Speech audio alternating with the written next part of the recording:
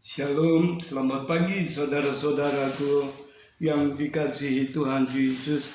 Kita jumpa lagi beberapa menit bersama Yesus setiap pagi. Mari siapkan hati kita. Bapa Surgawi, terima kasih untuk hari yang baru. Rahmat kemurahan Allah baru bagi kami. Mari berjalan duduk bersama kami. Engkaulah firman yang hidup dan berkuasa. Di dalam nama Tuhan Yesus Kristus. Amin. Amin. Saudara yang kekasih di dalam Tuhan Yesus, pagi hari ini saya mau berbicara mengenai stres. Stres, seringkali bahasa Inggris menggunakan kata distress, yaitu satu situasi kondisi secara batin yang mempengaruhi fisik seseorang, ya. Sehingga orang itu tidak mampu berpikir dengan tenang, dengan wajar. Dia tidak mampu melakukan sesuatu, semangatnya hilang. Nah saudara, Alkitab berkata pun juga banyak orang kudus mengalami hal yang sama. Firman Allah berkata bahwa Nabi Elia, dia mengalami stres. Dia masuk sampai jauh ke dalam padang gurun, ya, tanpa membawa makanan dan minuman. Sehari seperjalanan. Lalu dia berkata, lebih baik aku mati.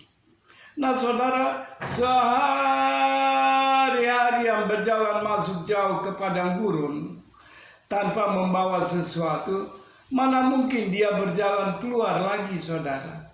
Artinya memang dia mau mati. Nah saudara, kalau kita baca di dalam kitab Kejadian, dikatakan bahwa Yakub menjadi stres, dan kemudian ia membagi orang-orang yang bersama dengan dia menjadi dua bahagian. Ya. Yakub mengalami hari-hari di mana dia menjadi stres sebab sekarang kakaknya yang ingin membunuhnya Esau sedang datang dengan 400 pasukan. Yakub hanyalah seorang petani, bukan seperti kakaknya Esau seorang perang. Dengan 400 pasukan dia datang. Yakub menjadi amat stres dan tidak tahu harus berbuat apa. Tapi firman Allah berkata, lalu Yakub mengambil waktu menyendiri bersama Tuhan untuk kekuatan dan pembelaan Tuhan. Saudara yang kekasih di dalam Tuhan Yesus, salah satu cara untuk kita mengatasi stres dalam hidup ini, dalam kesukaran, kesulitan yang tidak mampu kita alami, kita atasi, kesukaran, kesulitan yang mendunia, bahkan hanya ada satu jalan. Ambil waktu menyendiri, duduk di bawah kaki Yesus. Di sana ada jalan keluar. Di sana ada kekuatan dan penghiburan. Saudara, di dalam kitab Kejadian 35 ayat 3, Yakub berkata, marilah kita bangkit dan pergi ke Betel. Aku mau membuat suatu altar untuk Tuhan yang menjawab doa-doaku pada hari-hari aku dalam keadaan stres. Pada sepanjang perjalanan hidupku di mana aku berjalan. Yakub mengalami banyak keadaan yang membuat dia stres. Tetapi apa yang dia berkata? Mari kita kembali ke Betel. Di sana aku mau membangun sebuah mezbah bagi Tuhan. Mensyukuri perbuatan kasih sayang Tuhan yang melepaskan aku dari stres, keadaan yang sukar sulit. Tidak ada seorang pun dapat menolong saudara. Kalau saya ke rumah sakit saudara, dan saya lihat di bagian penyakit jiwa, banyak orang harus konsultasi dengan dokter klinik sakit jiwa. Masalahnya, dia tidak bisa tidur malam. Stres. Bahkan ada pendeta yang dianjurkan ibu harus pergi ke klinik dokter jiwa. Sebab ibu tidak bisa tidur berminggu-minggu. Nah saudara yang kekasih, tetapi Tuhan Yesus sudah memberi jaminan bagi kita.